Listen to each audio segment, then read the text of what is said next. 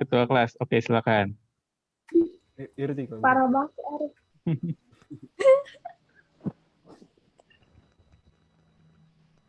Ntar kalau iya silakan. Salam dulu nggak? Iya silakan Artia. Kak, kalau aku mau minta motivasi belajar boleh nggak? Soalnya tuh makin kesini kayak makin gimana gitu belajarnya. Oh, oh gitu. Komunikasinya di sini Gimana? ngasih motivasi ya. Motivasi. Tuh, udah 3 kali. Oh gitu. Yang Oke. ngajakin Zoom mana tuh mau nanya apa? Ya kalau motivasi naik turun sih biasa itu ya gitu. Kalau misalkan motivasi turun biasanya perlu dilihat dulu di luar pelajaran kamu lagi ada masalah apa, terus tidurnya cukup atau enggak itu juga ngaruh. Tuh, pola makannya itu benar atau enggak itu juga ngaruh motivasi karena ketika badan kamu nggak sehat, kamu berimbas juga motivasi kamu. Itu dulu yang penting. Kalau masalah-masalah yang nanti untuk bisa termotivasi itu biasanya akan muncul ketika tubuh kita memang udah benar pola hidupnya, pola makannya gitu. Kalau aku kayak males kayak males belajar tuh kalau habis lihat nilai TO Kak malah. Oh gitu. Ya, jadi kalau ya jadi itu kan bagian dari ini ya, dari pengelolaan pikiran aja. Kalau misalnya lihat nilai TO naik atau turun kan kembali ke kitanya masing-masing ya sebenarnya. Masih ada waktu buat kalau misalnya kamu dapat nilai yang nggak memuaskan, berarti kamu harus bisa mulai bisa berpikir dewasa dengan cara oh berarti kalau nilai saya turun berarti saya harus belajar lebih giat lagi ya gitu. Jangan malah makin down gitu. Dan saya khawatir kalau misalnya kamu ngeliat nilai TO nggak bagus jadi down, pas nanti dapat nilai TO bagus kamu malah nanti terlena. Biasanya sih gitu. Malah lebih bagus di downin dari sekarang kan, sebenarnya kamu bikin kamu terlena nanti akhirnya belajar nggak maksimal, kan? Kalau kata kakak pernah dengar waktu itu gini, kalau belajar jangan nunggu termotivasi, belajar aja, ntar kamu akan termotivasi dengan sendirinya. Kalau kamu misalnya kalau kamu belajar nunggu dimotivasi, kan motivasinya nggak akan datang dan kamu akhirnya nggak akan pernah belajar, gitu. Jadi dimulai aja, dilawan rasa malasnya, ya. Kurangi rebahan. Kasih Kak. Ya, sama-sama. Silakan yang lain. saya Kak. Ya, silakan, Erik. Belakangan ini kayak ini Kak, jenuh gitu Kak belajar terus. Mm-mm. Terus, Itu gimana Kak? Balikin semangatnya lagi. oh gitu. Udah berapa Iya dari kemarin berapa hari jenuhnya? seminggu ada kali. Minggu ya? Oh ya. Iya. Jadi kalau misalkan yang tadi kakak bilang juga ke Irtia ya, kalau motivasi, bosen, jenuh itu pasti ada kok gitu. Pasti ada, nggak mungkin orang itu tiap hari termotivasi terus tuh nggak mungkin. Kalau misalkan jenuh, boleh kok istirahat sehari, 2 hari, 3 hari nggak belajar sama sekali nggak apa-apa. Kamu misalkan mau main-main dulu, main ke mall, main ke mana nggak apa-apa gitu ya sama 3 hari. Ntar setelah itu kamu belajar lagi gitu. Nah, kalau misalnya jenuh tadi biasanya karena udah terlalu berkutat sama pelajaran dan kamu kurang hiburan, jadi jenuh. Karena kan kamu kan juga bukan robot, manusia yang butuh asupan-asupan komedi, hiburan dan lain sebagainya. Gitu. Jadi dibawa enjoy aja. Gitu. Ya, kalau jenuh-jenuh sedikit-sedikit mah nggak apa-apa. Gitu. Oke Kak. Nah, yang jelas ini kesempatan harus dimaksimalkan ya. Ini saat yang lainnya belajar nggak benar, kita harus belajar dengan sebaik-baiknya. Yang pernah kakak bilang waktu itu di kelas. Restart dari sekarang. Sementara itu ya Erik ya. Ada yang lain? Ya, Silakan. Kak.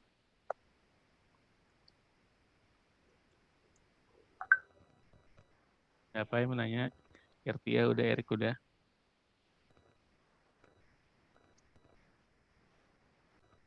Reski, Tiara, Mutiara, Hasnil, Novita, Naomi, Jihan, Dia. Silakan. Kak, aku mau nanya nih.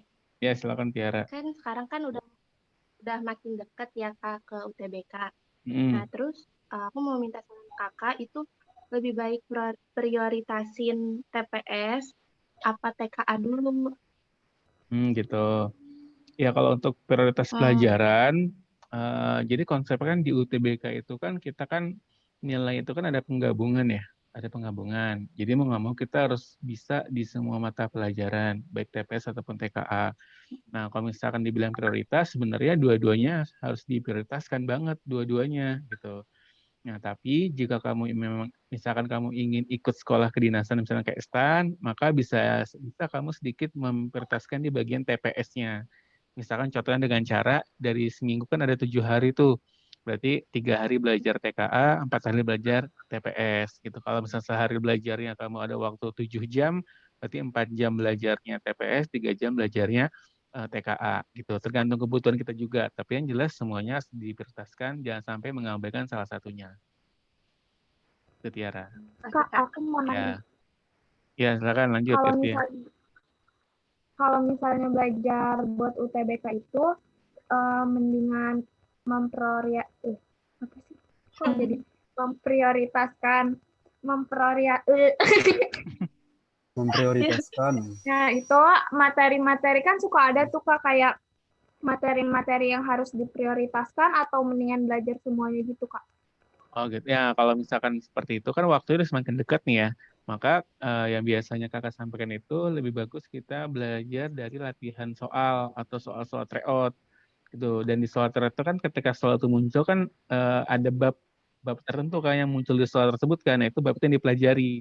Jadi itu kemungkinan bab yang akan keluar di UTBK. Jadi gitu. Jadi belajar itu bab yang mana tergantung bab yang keluar di tiap-tiap soal yang ada di soal-soal tryout. Dan kalau misalnya mau tryout bukan hanya dari NF ya, jadi kamu bisa nyoba tryout-tryout yang lain kok, gitu. Kan banyak tuh yang menjalankan tryout gratis, ikut aja sebagai cari wawasan baru, cari ajang ngeliat soal-soal lain tuh gimana sih, gitu, nggak apa-apa juga. Jadi per soal ya, ngerti ya, dari lihat di soal, dilihat di soal itu bab yang keluar apa, baru dipelajari. Kalau kakak sarannya kayak gitu, di waktu yang mepet ini. Lagi yang lain?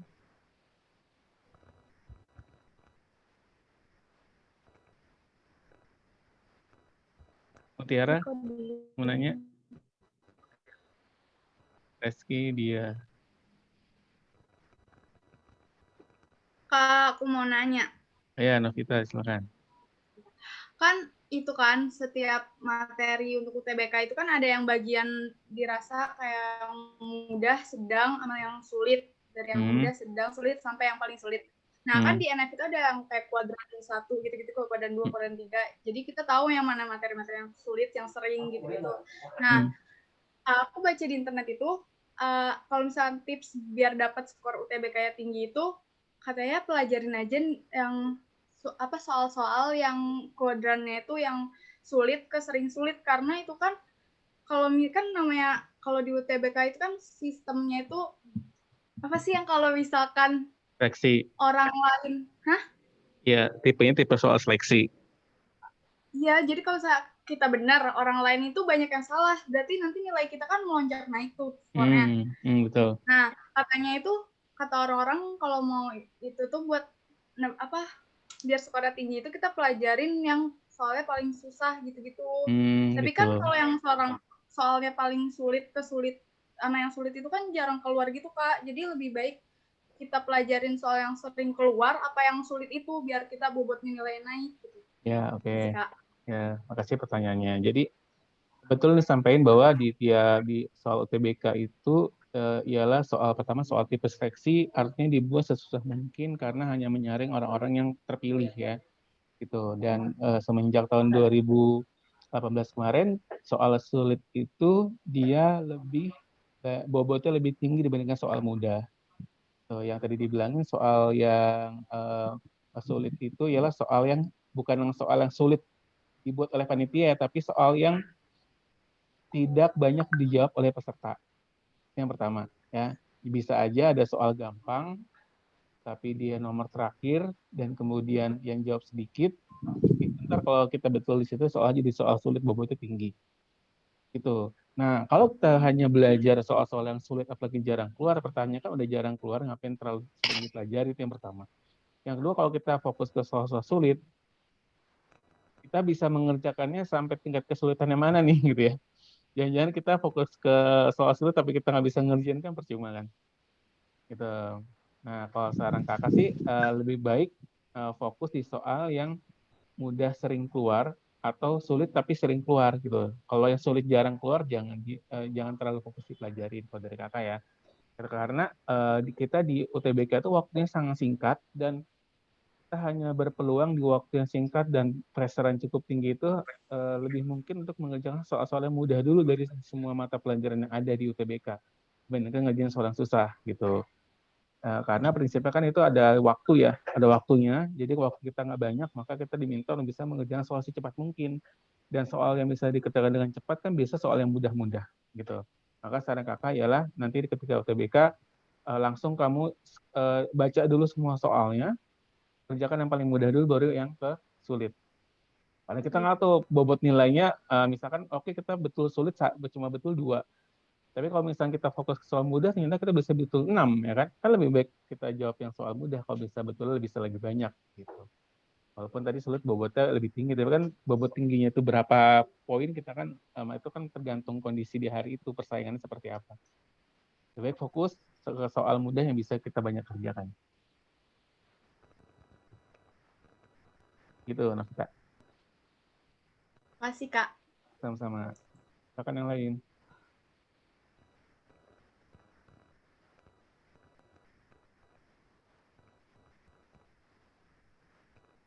Kak, aku mau nanya lagi.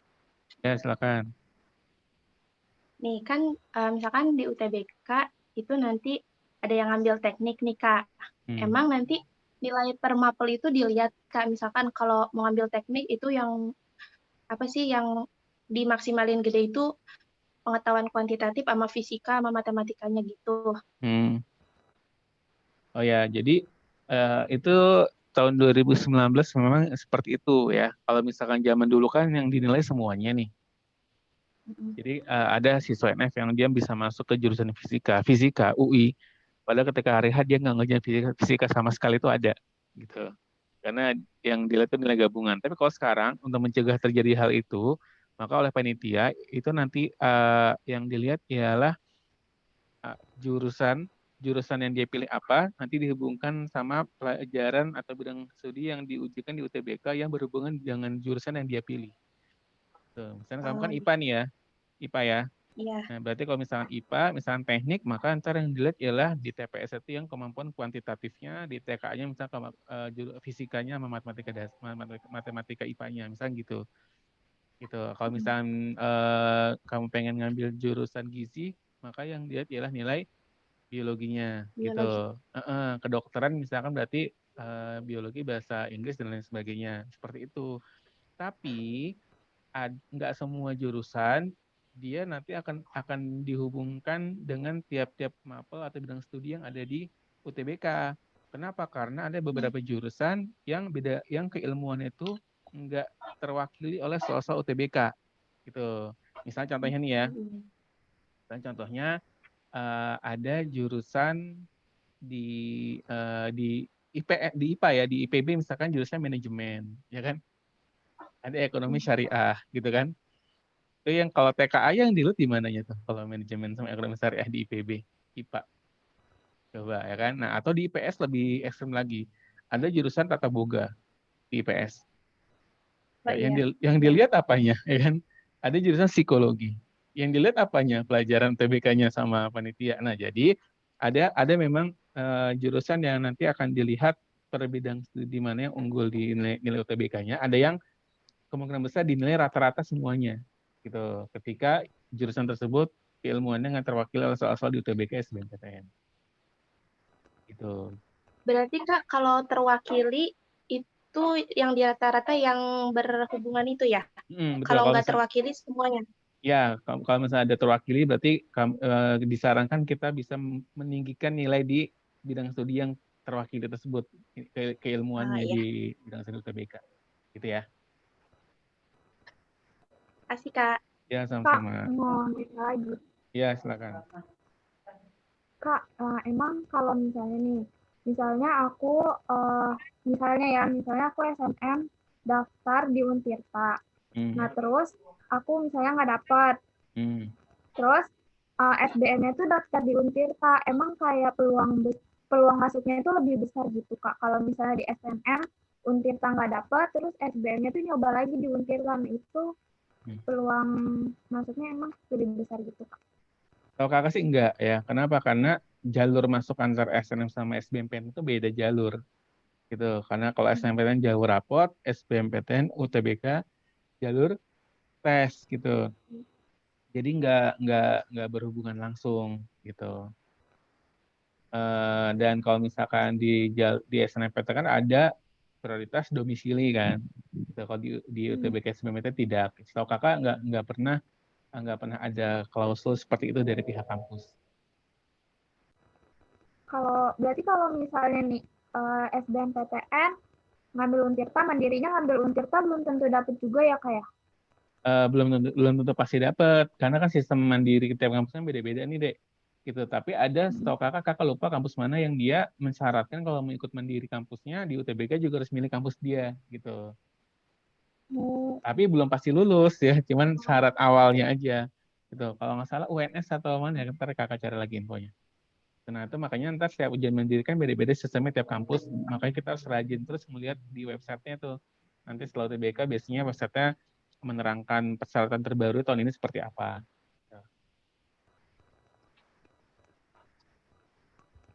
Itu ya. Cukup. Ya, Kak. Oke. Yang lain silakan.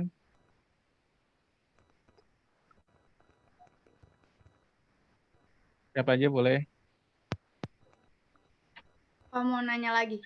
Ya, silakan. Nih, apa kan kalau menjelang hari mendekati UTBK itu kan kita sering panik gitu loh, kena serangan panik gitu kan.